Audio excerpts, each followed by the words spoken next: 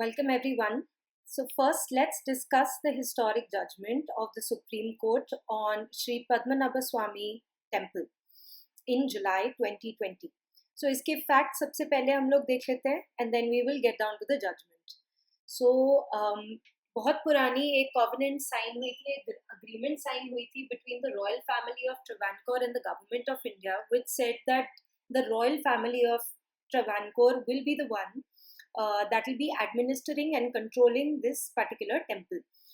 अब ये कहानी शुरू होती है 2009 में, जब एक टेनेंट जो टेम्पल के प्रेमिसेस में रह रहे थे, he was asked to leave from the premises by an executive authority. ये टेनेंट एक प्रैक्टिसिंग एडवोकेट थे. उन्होंने जाके केरला हाई कोर्ट में एक रिट पिटिशन फाइल की अगेंस्ट दिस एग्जीक्यूटिव अथॉरिटी. उन्होंने कहा कि इस एग्जीक्यूटिव अथॉरिटी के पास पावर ही नहीं है एग्जीक्यूटिव अथॉरिटी बनने की, क्योंकि जिसने इसको एग्जीक्यूटिव अथॉरिटी बनाया है वो रॉयल फैमिली है. और 26th अमेंडमेंट एक्ट 1971 के बाद सारे के सारे जो रॉयल फैमिली के प्रिविलेजेस थे वो खत्म हो गए थे in our country. And for that reason alone this tenant said in the Kerala high court कि ये जो मुझे निकालने की कोशिश कर रहे हैं ये गलत है, क्योंकि इनके पास खुद के पास अथॉरिटी नहीं है to administer and control the property of this particular temple. अच्छा, ये एक केस था. इसके अलावा काफ़ी और भी सूट्स थे जो फाइल हुए थे डिफरेंट डिस्ट्रिक्ट कोर्ट्स में अबाउट दिस पर्टिकुलर थिंग कि यार ये जो टेम्पल है ये वाकई में इस रॉयल फैमिली के कंट्रोल के अंदर रहना चाहिए कि नहीं रहना चाहिए, क्योंकि according to the 26th amendment act 1971 सारे के सारे जो रॉयल फैमिली की प्रिविलेजेस हैं ऑल ओवर द कंट्री वो खत्म हो चुकी थी. So let's go ahead. इसके बाद क्या हुआ? Let's see what the law says. Like I told you, the 26th Amendment Act 1971 abolished all the royal privileges and hence कहते कि इस रॉयल फैमिली के पास कोई राइट नहीं है to administer and control the temple. अच्छा, ये भी है, कहते 1971 तक ये टेनेंट कहता या इसकी रिट पिटिशन कहते 1971 के बाद तो इनके पास कोई पावर ही नहीं थी.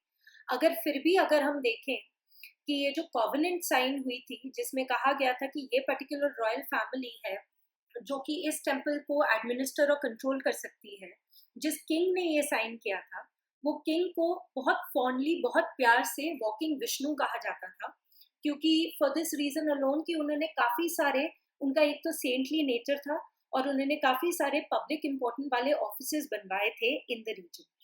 सो इन वॉकिंग विष्णु जिनको बोला जाता था, इन किंग की डेथ 1991 में हुई and he was the signatory to this covenant in 1949. So ये रिट पिटिशन कहती या फिर 1971 के बाद इनके पास कोई राइट्स नहीं थे.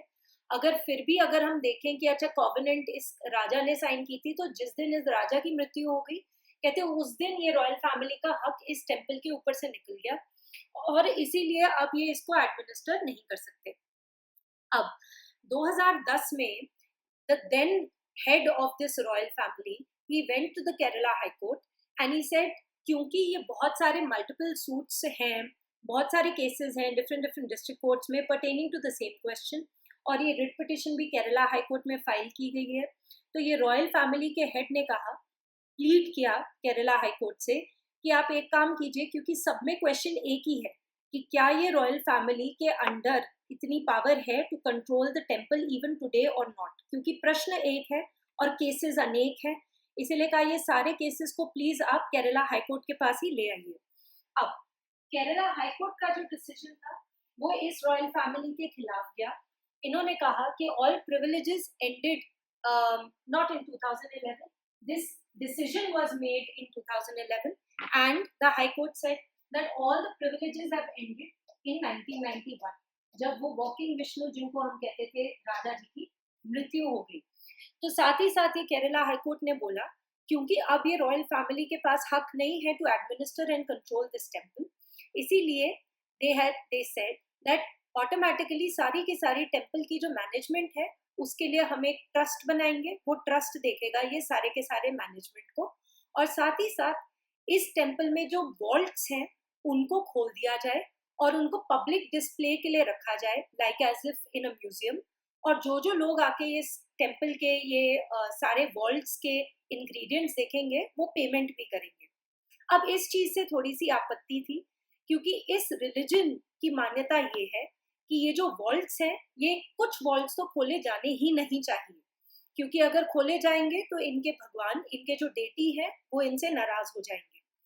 अब ये रॉयल फैमिली के the then head of the royal family, he went to the Supreme Court and he appealed against this decision, and day 1 पे सुप्रीम कोर्ट ने एक स्टे लगा दिया हाई कोर्ट के डिसीजन के ऊपर, जिसका मतलब ये है कि जब तक ये डिसीजन ना आया जाए, वॉल्ट ना खुला जाए और इसका पब्लिक डिस्प्ले ना हो, राइट। और साथ ही साथ सुप्रीम कोर्ट ने कमिटीज बिठाई जो कि गवर्न करेंगी इस टेम्पल को for the interim period. Interim period का मतलब क्या होता है, जब तक सुप्रीम कोर्ट का डिसीजन नहीं आता, तो क्योंकि head of the royal family के अंडर भी नहीं है और हमें पता ही नहीं है कि किसके अंडर ये चीज आएगी, ये सुप्रीम कोर्ट डिसाइड करेंगे, तो तब तक कहा कि कुछ कमिटीज को हम बिठा देते हैं, they will govern the temple in the interim period. तब से लेके अब तक काफी ज्यादा बोला गया है इन वॉल्ट्स के बारे में, इस वॉल्ट में कितना सोना है, एंड यू नो किन्हीं वॉल्ट्स को तो खोला भी नहीं गया है, so actual figures we are not aware of, but they say that these vaults have a lot of wealth in it. So then the historic judgement of supreme court came in this particular year, एंड इन्होंने कहा सबसे पहली बात तो ruler के बारे में। तो ये जो एक्ट बनाई गई थी, Travancore Cochin Hindu religious institution act 1950, इस एक्ट के अंदर जो रूलर वर्ड यूज किया है, तो सुप्रीम कोर्ट के सामने ये दो प्रश्न थे। अगर रूलर एक इंडिविजुअल है, तब तो वो इंडिविजुअल की राइट खत्म हो गई, क्योंकि जो इंडिविजुअल था उसने कॉवेनेंट साइन किया था 1949 में, राइट। उनकी मृत्यु के बाद वो रूलर की सारी पावर भी खत्म हो जानी चाहिए। तो ये रूलर एक इंडिविजुअल है कि एक ऑफिस है, क्योंकि अगर ये एक ऑफिस है तो वो ऑफिस के सक्सेसर्स भी रूलर बन सकते हैं। तो ये कहा गया कि ये एक इंडिविजुअल नहीं होते हुए एक ऑफिस है। दूसरी बात जो सुप्रीम कोर्ट ने बोली, वो आर्टिकल 8 ऑफ द कॉवेनेंट को अपहेल्ड किया, मतलब कहा कि ये relationship between the royal family and the temple हमेशा के लिए चलेगा, क्योंकि ये relationship between an individual and temple नहीं था। The entire it wasn't between an individual and the temple, it was between the entire royal family and its successors as well as the temple. साथ ही साथ supreme court ने ये कहा कि ये जो रॉयल फैमिली है, it is deemed to be the earthly representative or the custodian of the deity. Also the section 8 of the act of 1950 also says कि ये royal family जो है, it is somewhat like the slave of the deity. इनका काम है कि ये deity को रिस्पेक्ट करना, इनके ट्रेडिशंस को रिस्पेक्ट करना। तो अब सुप्रीम कोर्ट ने एक एडमिनिस्ट्रेटिव कमेटी भी बनाई है, जिसके हेड को एक डिस्ट्रिक्ट हेड बनाया है, एडवाइजरी कमेटी भी बनाई है, रिटायर्ड हाई कोर्ट के जज होंगे उसमें। लेकिन ये बहुत क्लियर स्पष्ट शब्दों में बोला गया है कि ये जो कमेटी है, इसको रिपोर्ट करना पड़ेगा और ये under the control of the royal family होगी। इसका मतलब ये है कि all in all this particular temple does in fact come under the control of the royal family. Even if there is an administrative committee or an advisory committee, they will come and they will report to the royal family, and it is the royal family that will decide how to administer the temple. और question of the vault, जो इतने ज्यादा सोने के बारे में और गहनों के बारे में एंड ऑर्नामेंट्स के बारे में जो बात चल रही थी न्यूज में, उसकी भी बात कौन डिसाइड करेगा? कमिटी। लेकिन कमिटी को किसके अंडर आना पड़ेगा? The ruler. ठीक है जी, मतलब कि head of the royal family. वो रूलर की डेफिनेशन जो है वो article 366 clause 22 of the constitution में है, मिसलेनियस प्रोविजंस के अंदर पार्ट 19 के अंदर डेफिनेशंस आती हैं, और उन डेफिनेशन में से एक डेफिनेशन रूलर की भी है। Now so committee will decide the question of the vault, लेकिन कमिटी भी किसके अंडर है? रूलर के अंडर। और रूलर किसके अंडर है? ट्रेडिशंस के अंडर। मतलब सबसे ज्यादा मान्यता सुप्रीम कोर्ट ने इस पर्टिकुलर डिसीजन में दी गई है कस्टमरी लॉज को, ट्रेडिशनल लॉज को, right. And also at the end of it all the Supreme court has said that under article 26 and 25 of the constitution, the state can regulate religious matters and not directly control these religious matters.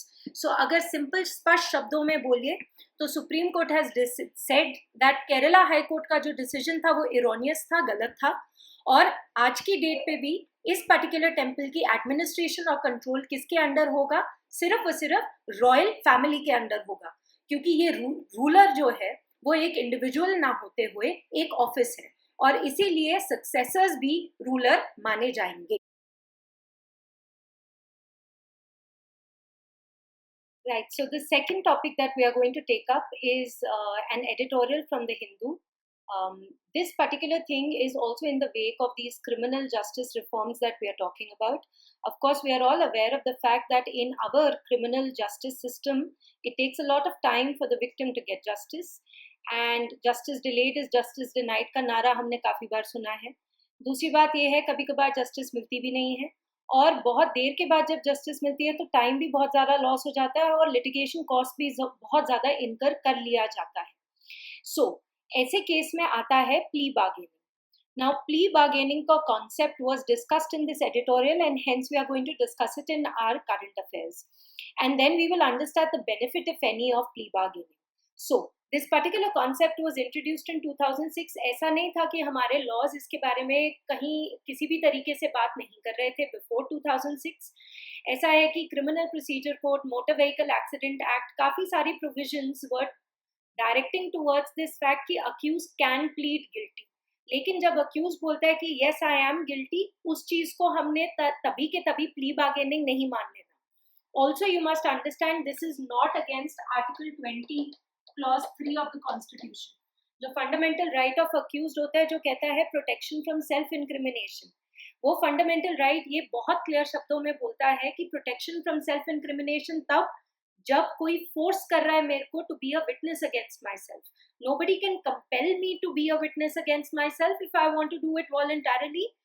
बच्चे that is known as confession. There is nothing wrong with it. But confession की भी बात नहीं कर रहे हैं हम यहाँ पे plea bargaining की बात कर रहे हैं. Let's try and understand what that means. But before that, even the Law Commission in its 142nd report spoke about concessional treatment.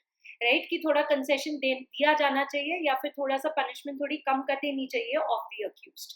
तो अगर हम सिंपल एक एग्जांपल ले, example is of theft and dishonest misappropriation of property. Since you are not doing BALLB, there is no need to learn the exact provision, but ध्यान से समझ लो कि इसका मतलब क्या है. तो अगर ये फोन मेरा नहीं है, किसी और का है, मैंने उस इंसान से ये फोन ले लिया जब वो इंसान नहीं देख रहा था और मेरी डिसऑनेस्ट इंटेंशन थी ये फोन को स्टील करने की, चोरी करने की, तो इस पर्टिकुलर चीज को थेफ्ट बोलते हैं. थेफ्ट IPC में उसकी 3 years पनिशमेंट होती है. अच्छा, ऐसा भी हो सकता है कि ये फोन मेरे पास भी है, मेरी फ्रेंड के पास भी है.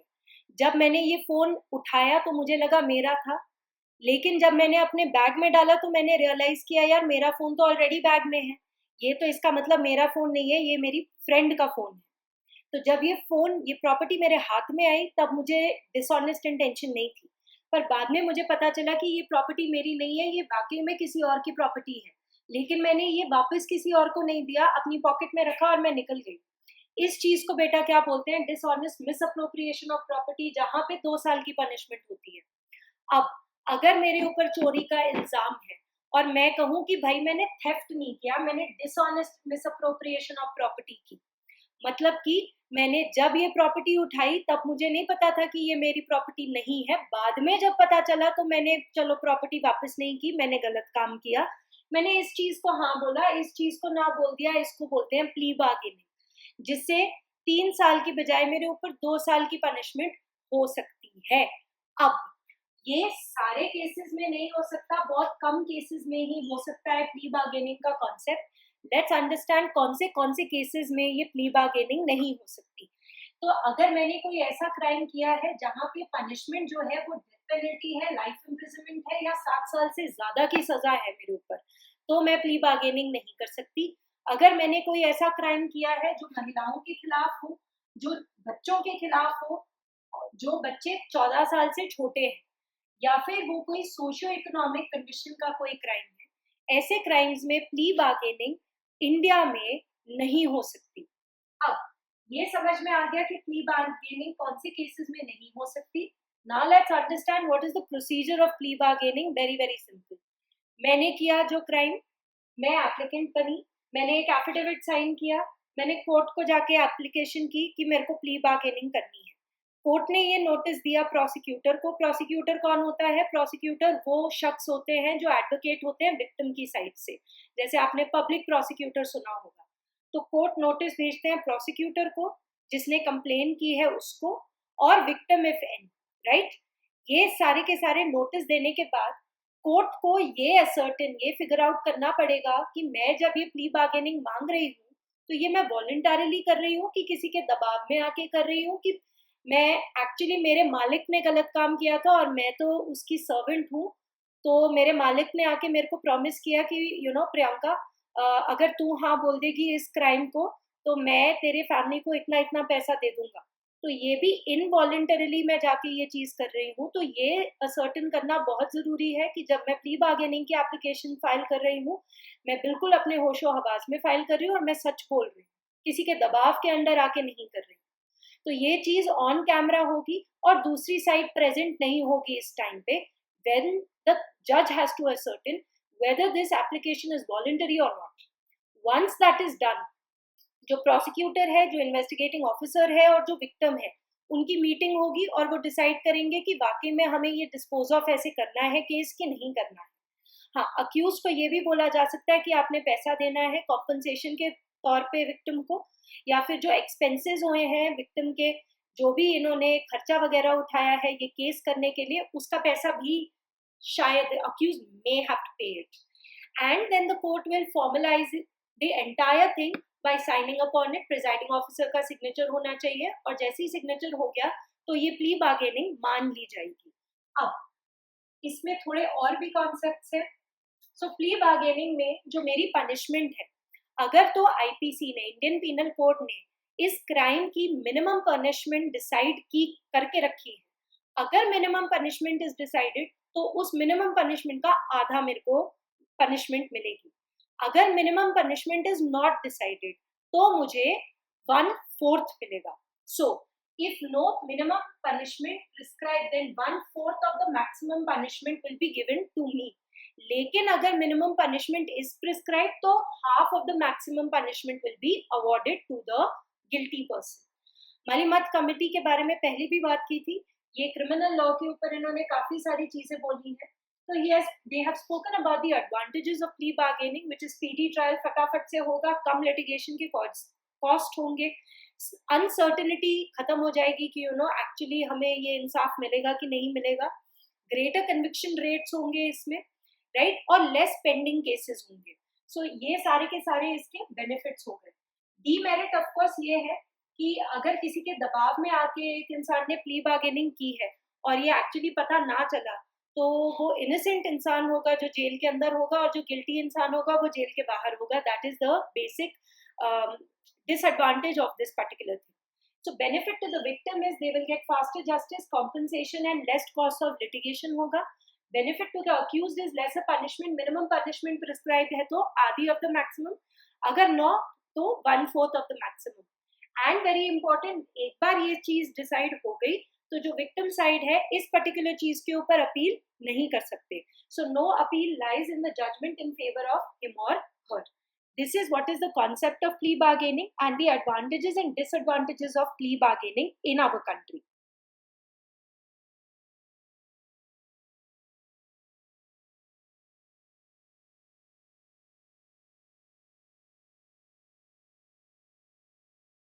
So let's quickly go on to our third current affair. This is a report prepared by Center for Monitoring Indian Economy, a private sector company of quite a lot of popularity. तो इन्होंने unemployment rate के बारे में बताया है। कहते हैं unemployment rate has really decreased to that extent कि जितना pre covid time, pre lockdown time जितना होता था हमारा अनएम्प्लॉयमेंट, उतना ही आज भी है अनएम्प्लॉयमेंट। ये देख के अच्छा लग रहा है, बट साथ ही साथ उन्होंने कहा जो लेबर फोर्स पार्टिसिपेशन रेट है ना वो भी बहुत कम हो गया ना। This is a cause of concern, a huge cause of concern. पहली बात तो ये है कि ये लेबर फोर्स पार्टिसिपेशन रेट होता क्या है। तो जितने भी लोग हमारे देश में काम करना चाहते हैं और काम कर रहे हैं, प्लस जितने लोग काम करना चाहते हैं लेकिन अभी काम नहीं कर रहे, काम की तलाश में घूम रहे हैं, इनको इकट्ठों को मिला के हम बोल देते हैं लेबर फोर्स। ठीक है, तो इसका मतलब है mainly in the urban areas, according to this report, people who are working and people who wish to work have considerably reduced, and that is why साथ ही साथ unemployment rate has also reduce, because unemployment rate is the rate कि ये total labour force में से कितने लोग काम कर रहे हैं. So for example this is कितने लोग काम कर रहे हैं और कितने लोग काम करना चाहते हैं. तो इनमें से कितने लोग एक्चुअली काम कर रहे हैं, that is the employment rate. ठीक है. So since the labour force participation rate has decreased, the unemployment rate has also decreased. This is a huge cause of concern. And the CMEI has said that the rural area is doing much, much better than the urban area. So let's look at this report in detail. You can use this report later on. So CMEI report के reasons, पहली बात तो MNREGA scheme में बहुत ज़्यादा पैसा डाला गया है एंड रोजगार अभियान को भी यूज किया गया है, जिसकी वजह से जो रूरल एरिया में लोग काम कर रहे हैं वो थोड़े से ज़्यादा है. साउथ वेस्ट मॉनसून थोड़ा सा ज़्यादा अच्छा हो गया, जिसकी वजह से the agricultural sector is also doing well. Kharif sowing data is also increase, so hence the rural area is doing well. अब इसी के साथ साथ इन्होंने बाकी बहुत सारे और भी बातें किए हैं. So for example power generation की अगर हम बात करें, electricity generation year on year, मतलब कि अगर हम अप्रैल 2020 की बात कर रहे हैं तो we are comparing it with April 2019. So with respect to April 2019 and April 2020, our power generation had shrunk down or contracted by 25.8%, which is a lot, right? Which is very bad. As compared to May 2019 and May 2020, our power generation had reduced by 17.6%, which is slightly getting better than April 2020. And as compared to June 2019 and June 2020, it is sort of similar. Power generation is sort of similar. That means power generation की जो बहुत ही बुरी हालत थी वो थोड़ी बहुत ही better हो रही है.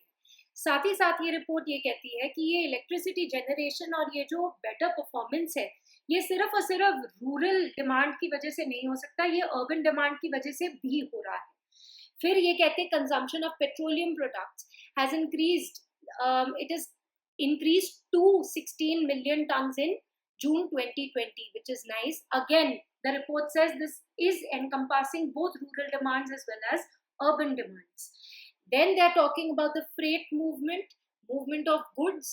ये भी 7.8% below 2019 है. अगर 2020 जून 2020 में as compared to जून 2019 इतनी अच्छी परफॉर्मेंस नहीं है, पर फिर भी अगर हम मार्च अप्रैल मई ऑफ 2020 देखें तो जून 2020 में फ्रेट मूवमेंट थोड़ी सी ज्यादा हो रही है. Of course it is related to the relaxations, right. Then the report goes on to talk about the motor vehicle registration. They say the motor vehicle registrations also increase, so that means people are putting in money to buy motor vehicles. मई 2020 से लेके जब जून 2020 देखें तो बहुत ही अच्छा हमें लग रहा है that the numbers have increased in motor vehicle registration. but यही जून 2020 को जून 2019 के साथ अगर compare करें तो it is quite less, right? So slowly but surely we are moving forward, but the major problem is that urban area में the labor force has considerably drastically reduced. जितने लोग काम कर रहे हैं, जितने लोग काम करना चाहते हैं, ये भी कम हो रहा है. इसका मतलब the way forward to this is जिस तरीके से rural employment guarantee act is in the rural area, now urban area would also require such schemes और such interventions from the government so that even the urban labour force is willing to work now. So the next current affair is again from the Hindu. It is regarding the rubber industry. But before understanding the current affairs, let's just get on to understanding what is this rubber board and why is it in news. So under the Rubber Act of 1947 was formed the rubber board. That means it is a statutory body under the Ministry of Commerce and Industry. इसका काम क्या होता है, मतलब basically इसकी जिम्मेदारी ये है कि ये रबर इंडस्ट्री को कैसे ग्रो कराना है, इसके सारे के सारे recommendations ये rubber board ही देगा. So it gives you steps to enhance the industry, it gives technical advice, it gives advice to the center with respect to the price of natural rubber, license, export, import, subsidies, इन सब के ऊपर advice देता है. Marketing strategies बताएगा, scientific technical economic research बताएगा. ये सारा का सारा काम रबर बोर्ड का है. अब हाल ही में the rubber farmers are protesting because they feel that the rubber board is going to, basically the Rubber Act of 1947 is going to be repealed by the central government. तो अगर rubber act of 1947 repeal होगा, साथ ही साथ ये rubber board जो है statutory body, ये भी रिपील हो जाएगा. और जब ये रिपील होगा तो ये सारे के सारे काम कौन करेगा, इसके बारे में चिंता कर रहे हैं रबर फार्मर्स, राइट. थोड़ी इनकी प्रॉब्लम्स देख लेते हैं with respect to the rubber industry. तो एलपीजी जो कि ट्रेड पॉलिसी रिफॉर्म्स जब आए थे 1991 में, इसकी वजह से काफ़ी ज़्यादा multilateral and regional agreement sign हुई थी, जिनकी वजह से डोमेस्टिक हमारी मार्केट बहुत ज़्यादा सफ़र की थी. फार्मर्स इधर लेफ्ट और दे डाइवर्सिफाइड, मतलब या फिर उन्होंने रबर इंडस्ट्री छोड़ दी या फिर उन्होंने साथ ही साथ और कोई काम करना शुरू कर दिया, जिसकी वजह से जो प्रोडक्शन है that got affected and there were very poor returns to the farmers, and hence you can understand even the emphasis of rubber board in the life of a rubber farmer, right. अब tyre industry जो है वो कहीं ना कहीं 65% to 70% तो rubber लेती ही है. टायर इंडस्ट्री ये सारे रबर प्लांटेशन फार्म से पहले रबर लिया करती थी, अब ये टायर्स बाहर से इम्पोर्ट होके आया करते हैं, जिसका मतलब फर्दर जो रिटर्न्स टू द फार्मर्स है वो बहुत ही ज़्यादा पुअर हो गए. इसमें आपको ये इम्पॉर्टेंट है जानने के लिए कि हमारे देश में सबसे ज़्यादा लार्जेस्ट प्रोड्यूसर कौन है, तो केरला है. इनफैक्ट जो रबर बोर्ड है वो भी केरला में ही सिचुएटेड है. Other important producers of rubber in our country are Tamil Nadu, Karnataka, Andaman and Nicobar islands, right. Also it will be important to know कि हमारी ministry of commerce and industry ने 2019 में एक नेशनल रबर पॉलिसी भी बनाई है, जिसके short and long term strategies हैं for new planting, replanting and support given to the growers, marketing, processing. Climate change से क्या क्या डिफरेंस आएगा. So will this act be repealed और not? In case it is, then the work that was performed by the rubber board, which is a statutory authority, should be done by another sort of similar body, and that is what is needed by the rubber farmers today. So our next current affairs is about criminalization of politics. Very recently, our Supreme Court has made it obligatory upon political parties who give a party ticket to those people who've been alleged of certain crimes, that they need to publicly come out and they need to tell us कि क्यों एक party ticket उस इंसान को दी गई है जिसके ऊपर क्रिमिनल चार्जेस हैं, और ऐसे इंसान को क्यों नहीं दी गई है जिसके ऊपर कोई भी क्रिमिनल चार्जेस नहीं है. रीज़न ये नहीं होना चाहिए कि ये इंसान जीत सकता था इसीलिए हमने इसी को पार्टी टिकट दी है. ये चीज़ पब्लिकली बताओ, अपने वेबसाइट पे बताओ, ताकि वोटर्स को भी पता चले कि जिसके लिए वो वोट कर रहे हैं उनके ऊपर किस किस टाइप का क्रिमिनल चार्ज लगा हुआ है. अब before we go about with this, let's understand why this even happens. So in our country we follow the principle of innocent until proven guilty. Since we follow the principle of innocent until proven guilty, जब तक किसी एक इंसान के ऊपर इल्ज़ाम लगा होता है और जब तक वो इल्ज़ाम 100% प्रूफ नहीं होता, तो हम उस इंसान को गिल्टी नहीं मानते. इस वजह से और सिर्फ इसी रीज़न की वजह से हम लोग बहुत सारे ऐसे लोगों को बहुत सारी ऐसे काम करने देते हैं जिनके ऊपर क्रिमिनल चार्जेस अप्लाइड हुए हैं. अब इसके दो एस्पेक्ट्स हैं. पहली बात तो ये है कि किसी एक इंसान के ऊपर अगर क्रिमिनल चार्जेस लगाए हैं, झूठे क्रिमिनल चार्जेस अगर लगाए हैं, तो वो उस इंसान की गलती नहीं है और उसको उसकी गलती की सज़ा भी भुगतनी नहीं चाहिए. जब तक जुडिशरी ना बोल दे तब तक हम आम आदमी या फिर मीडिया या फिर कोई और इंसान नहीं बोल सकता कि कौन इंसान गिल्टी है, कौन इंसान गिल्टी नहीं है. Having said that, a politician is somebody who's a representative of people in a democracy. They are given a lot of responsibility and they are given a lot of authority along with responsibility. Now, if in case a person has been charged with certain trivial cases, that is not a problem. But the problem takes place when a politician who is our direct representative has also been charged with certain very heinous, very serious crimes. That is when a voter, we are not saying that such a person cannot stand for elections. What the Supreme Court is asking for the political parties to do is just to tell us, the voters, why such a person has been put forward as their candidate, so that as a voter, I have absolute transparency as to whom am I voting for.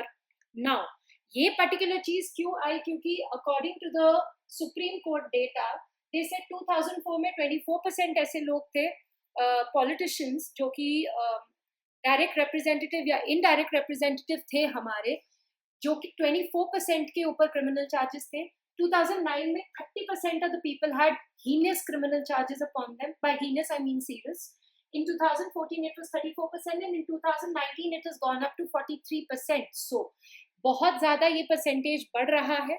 हम ये नहीं कह रहे कि जिसके ऊपर criminal charge है बाकी में वो इंसान गिल्टी है, but at least the political party should come up front and tell the citizens of a country that why have they given a party ticket to such a person, right? So that the people can make informed decisions and can vote accordingly. Now, according to the Supreme Court, ये politicians का बहुत बड़ा relatability है या nexus है to all of these things. अगर हम लोग business की बात करें, तो of course politicians are also related to big corporate houses. We will understand this when we talk about political funding in the next slide, right? Media के साथ भी इनका बहुत ज़्यादा लेना देना है. बहुत सारे ऐसे media houses हैं which are funded by the politicians. Now see, funding by the politicians not a problem. The politician having a criminal charge is funding a media channel, and that criminal charge has not yet been decided upon by the court. That then becomes a problem. Police के साथ तो of course इनका उठना बैठना है, bureaucrats के साथ भी इनका लेना देना है, NGOs के साथ भी इनका लेना देना है. So what the Supreme Court is trying to say is, if the politician is an innocent politician, फिर तो there is no problem. But in case, 1 in a million chance अगर होगा कि ये politician खुद ब खुद एक क्रिमिनल है और कल जाके कोर्ट भी बोल दे कि हाँ बाकी में ये इंसान गिल्टी है, तो एक इंसान की वजह से कितने सारे जगहों पे कितने लोग अफेक्टेड होंगे. और ये सारे के सारे लोग कहीं ना कहीं किसके लिए काम करते हैं? आम लोगों के लिए काम करते हैं. We buy from these businesses, we work for such businesses, we listen to such media. Police are in constant touch with the people. Bureaucrats are working for the people. NGOs again are working for the welfare of the people. So if this person is right, then there is no problem. But in case an off chance, let's say 1 in a million chance, that this person who has been charged upon with a heinous crime, if he's actually in fact guilty of that crime, just understand how our entire system will go for a toss. So hence, this particular judgment is not to put down somebody, it is just to have transparency for the people, so the people understand कि अगर कल हम vote कर रहे हैं, जिसके लिए भी वोट कर रहे हैं, वो इंसान वाकई में वही इंसान है जो हम सोच रहे हैं कि एक्चुअली कुछ और है. Right? Now, the second Administrative Reform Commission report also said that the root cause of corruption in our system is electoral fraud. Right? तो हम लोग हर एक स्कीम, हर एक प्रॉब्लम के बारे में अंत में जाके क्या बोलते हैं? Because there is corruption, that is why we have this problem. So the second ARC report has literally very nicely said कि हर एक corruption का root cause क्या है? Electoral fraud है. Right? अब पॉलिटिकल फंडिंग के बारे में भी अगर हम बात करें तो there is lot of non transparency in political funding. Foreign contribution काफी देर तक अलाउड नहीं था पॉलिटिकल पार्टीज को, लेकिन ये अलाउड किया गया by the FCRA amendment, foreign currency regulation act. FCRA की अमेंडमेंट हुई, रेट्रोस्पेक्टिव एक्शन हुआ और फॉरेन कंट्रीब्यूशन को भी हाँ बोल दिया. कंपनीज पहले एक कैप थी, एक लिमिट थी जिस लिमिट तक वो कंट्रीब्यूट कर सकते थे पॉलिटिकल पार्टीज की फंडिंग के लिए. अब वो लिमिट हटा दी गई है. पहले कंपनीज को बकायदा दिखाना पड़ता था कि ये पैसा हमने पॉलिटिकल पार्टीज को दिया है, फंडिंग की है. अब वो अपने मिसलेनियस प्रोविजंस में ये चीज दिखा सकते हैं in the statement of account. Anonymous transactions भी अलाउड है. और सबसे बड़ी बात तो इलेक्टोरल बॉन्ड्स. ये इलेक्टोरल बॉन्ड के कॉन्सेप्ट को इलेक्शन कमीशन ऑफ इंडिया ने भी और सुप्रीम कोर्ट ने भी अपना कंसर्न शो किया है in particular bonds के साथ. So let's understand that whenever there is criminalization of politics, कहीं ना कहीं it will lead to corruption and कहीं ना कहीं it will lead to non-implementation of a lot of schemes which are for the welfare of the people. So let's try and understand this very very clearly. that supreme court ने कहा है कि इसके बाद से जो इलेक्शंस है, सो हाल ही में अभी बिहार की इलेक्शंस पे ये चीज़ सबसे पहले लागू होगी कि आपको ये सब कुछ बताना पड़ेगा, बाकायदा अपने ऑफिशियल पार्टी वेबसाइट पे बताना पड़ेगा. Political parties have to ensure compliance with the Supreme Court का order. In case there is no compliance with the Supreme Court का order, मतलब कि या अगर political parties ने नहीं बताया ये सारे candidates के बारे में, तो it will be considered as contempt of court, and contempt of court के अंदर imprisonment भी हो सकती है. So that is all for today, and that is all for today's current affairs.